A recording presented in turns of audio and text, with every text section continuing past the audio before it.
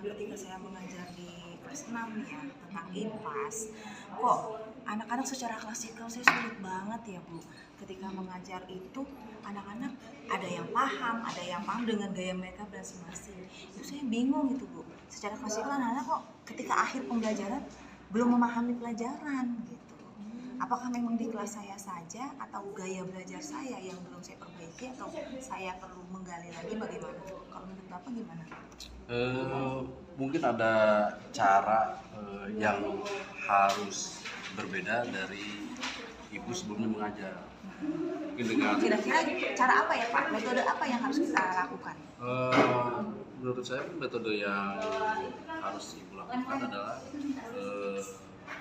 berdiferensiasi. Misalnya mungkin ibu anak di kelompokkan misalnya menjadi 4 kelompok. Satu ibu mengajarkan anak dengan metode visual bisa, kemudian anak dipisahin lagi menjadi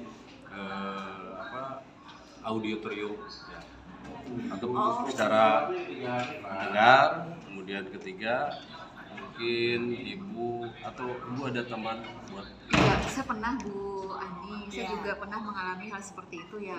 Saya ngajar nih dengan gaya yang sama, dengan metode yang sama kepada seluruh kelas saya gitu kan. Saya lihat memang hasilnya tidak memuaskan. Ada anak yang sudah paham, ada anak yang tidak paham, ada anak yang enjoy dalam proses pembelajaran, ada anak yang tidak tertarik dalam proses Berbeda-beda pembelajaran. mereka Iya, ya. saya mikirnya juga gitu, ini kenapa hasilnya tidak memuaskan. Saya lihat memang anak ini ternyata setelah saya melakukan tes diagnostik di awal pembelajaran, saya lihat anak itu memang memiliki gaya belajar yang berbeda-beda. Jadi kita tidak bisa menyamaratakan anak. Kalau kita di depan kelas itu kan kita menyamaratakan anak ya. Makanya saya cari informasi nih bagaimana cara mengajar yang baik itu sehingga kebutuhan anak ini bisa kita akomodir. Ya. Baik itu gaya belajar atau tingkat kemampuan anak atau latar belakang anak itu bisa kita akomodir. Kebetulan nih Bu Adi, saya cerita dikit ya. Minggu kemarin Pak Adi, Bu Adi, saya sudah melakukan pembelajaran berdiferensiasi di kelas saya. caranya gimana tuh? Ya, waktu itu mata pelajarannya adalah bangun ruang. Ya. Saya sudah mencoba dengan secara klasikal, ternyata pas saya kasih asesmen, anak-anak itu jawabannya tuh banyak yang salah, nilai itu tidak memenuhi standar. Saya coba lagi nih dengan saya melaksanakan pembelajaran berdiferensiasi. Anak ini saya kasih tes diagnostik di awal pembelajaran tentang gaya belajar, sehingga saya mendapatkan 3 gaya belajar murid saya. Ada yang sukanya audio, ada yang sukanya visual, ada yang sukanya kinestetis. Jadi dalam proses pembelajaran itu anak saya bagi 3. Yang audio nanti saya kasih video pembelajaran, karena mereka kan sukanya melihat, gitu kan. Yang visual saya kasih bacaan tentang materi bangun ruang. Sementara yang kinestetik saya kasih media pembelajaran bangun ruang itu sendiri. Saya kasih balok dan saya kasih kubus karena materinya saya batasi hanya balok dan kubus. Kinestetis itu kan anak suka gerak, suka mengeksplor ya dari apa benda yang mereka lihat. Jadi saya kasihlah bangun ruang tersebut. Ternyata Langkah-langkahnya bagaimana ini Bu? Iya. Jadi setelah saya menjelaskan tujuan pembelajaran kepada anak, saya bagi nih anak ketiga ke dalam 3 kelompok kinestesis, video, dan auditory. Yang video saya tayangkan video pembelajaran. Yang kinestetis saya kasih media pembelajaran bangun ruang. Yang auditory saya kasih bacaan dalam bentuk word materi tersebut. Jadi anak ini bekerja di kelompoknya masing-masing, tidak mengganggu kelompok lain. Betul. Ibu Bojana untuk membagi anak ini suka visual, kemudian suka mendengarkan, kemudian satu lagi suka apa? Kinestetik itu bagaimana? Apa anak ditunjuk? Melalui pertanyaan-pertanyaan dalam tes diagnostik non-kognitif di awal pembelajaran. Iya. Dari situ saya dapat simpulkan ya anak ini ternyata sukanya audio, anak ini visual, anak ini kinestetis. Ini kasus Ibu Bojana itu sama dengan kasus di olahraga juga di PJOK khususnya cabang saya PJOK mata pelajaran saya. Ini kayak di kebugaran jasmani itu kan ada latihan-latihan kayak push up, sit up, kemudian back up. Ini ada juga anak yang fisiknya kurang, ya ibaratnya dia tidak maksimal pada pembelajaran itu, gitu kan. Kemudian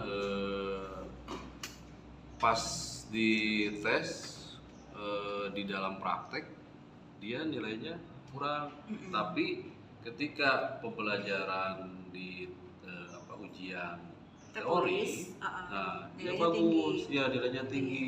Dan Nah, ada yang kebalikannya. ya kebalikannya juga ada sama dia di teorinya Kurang, jelek jelek. atau nilainya Kurang. di bawah KKN. Prakteknya Tapi bagus prakteknya gitu ya Pak ya. bagus, ya. Iya.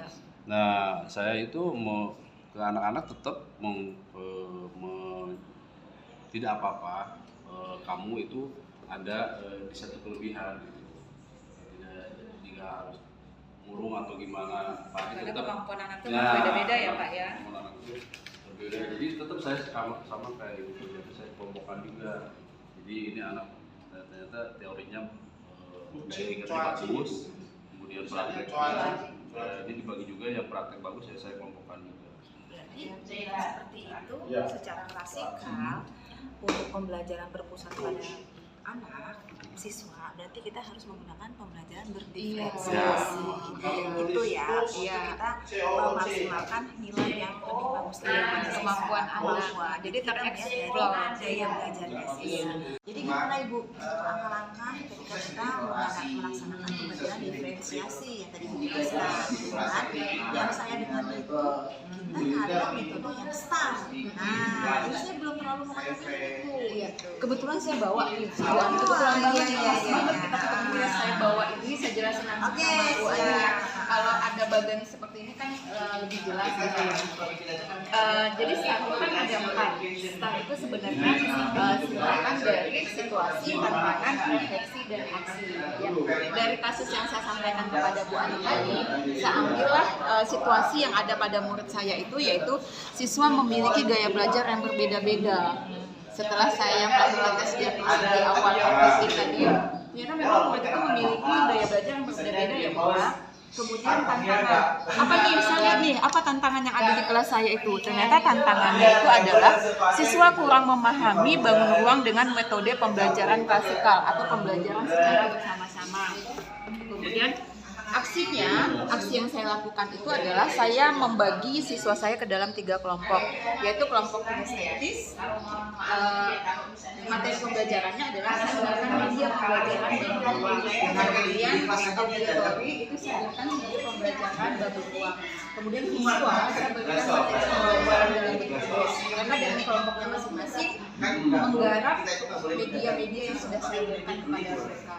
Kemudian alhamdulillah refleksinya itu adalah siswa jadi memahami sifat-sifat bangun ruang dan siswa bersemangat dalam belajar. Itu Bu Ani. Jadi lebih mudah ya diferensiasi itu sulit. Nggak harus campur melangin. Karena kalau kita nerangin anak yang suka audio nggak suka, kita nerangkan anak yang suka visual tidak suka. Jadi pembelajaran diferensiasi ini adalah pembelajaran di mana siswa belajar sesuai dengan gaya belajarnya dan sesuai dengan kemampuan. Iya, itu seperti itu. Baik, saya juga lebih paham. Terima kasih ya Ibu atas penjelasannya. Semoga saya juga bisa mengimplementasikan. Profilnya apa? Terima kasih Ibu atas sharingnya.